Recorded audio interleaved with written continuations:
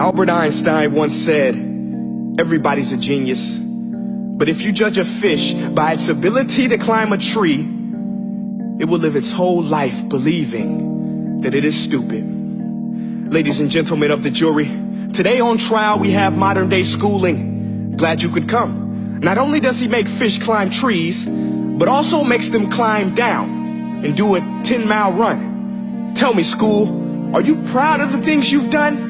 Turning millions of people into robots, do you find that fun? Do you realize how many kids relate to that fish?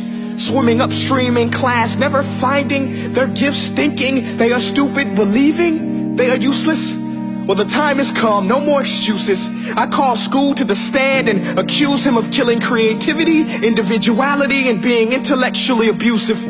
He's an ancient institution that has outlived his usage. So, Your Honor, this concludes my opening statement, and if I may present the evidence of my case, I will prove it.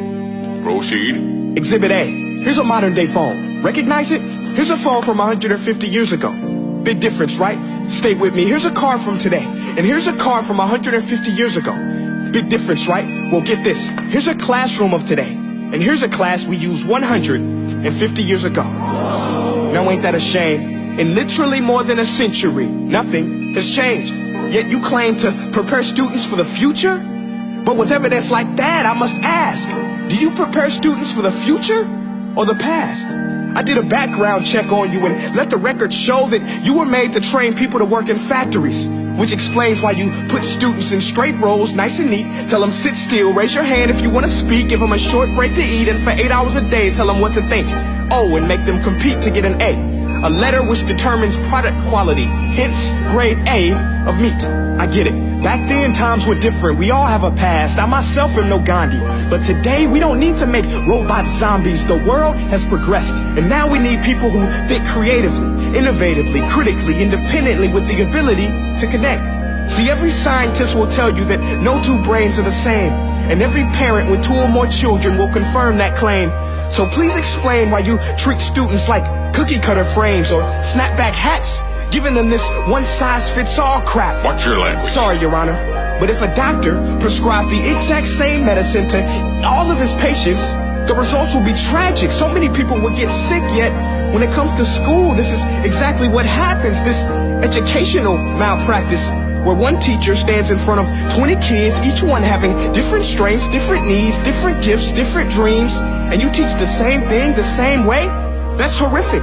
Ladies and gentlemen, the defendant should not be acquitted. This may be one of the worst criminal offenses ever to be committed. And let's mention the way you treat your employees. Objection. Overruled. I want to hear this. It's a shame. I mean, teachers have the most important job on the planet, yet they're underpaid? No wonder so many students are short-changed. Let's be honest. Teachers should earn just as much as doctors, because a doctor can do heart surgery and save the life of a kid. But a great teacher can reach the heart of that kid and allow him to truly live. See, teachers are heroes that often get blamed, but they're not the problem. They work in a system without many options or rights. Curriculums are created by policymakers, most of which have never taught a day in their life. Just obsessed with standardized tests. They think bubbling in a multiple choice question will determine success. That's outlandish. In fact, these tests are too crude to be used and should be abandoned, but don't take my word for it.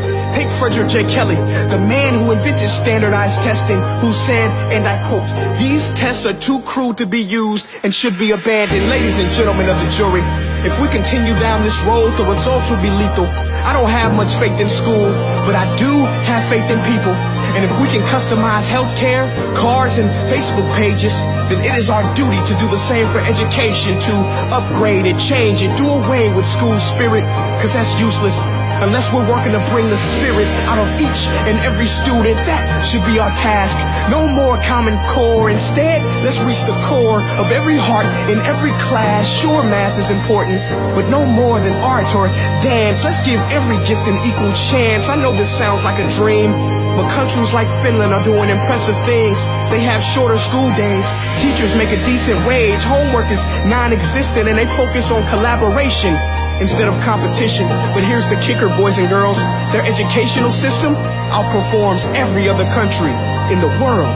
Other places like Singapore are succeeding rapidly. Schools like Montessori, programs like Khan Academy, there is no single solution. But let's get moving, because while students may be 20% of our population, they are 100% of our future. So let's attend to their dreams, and there's no telling what we can achieve.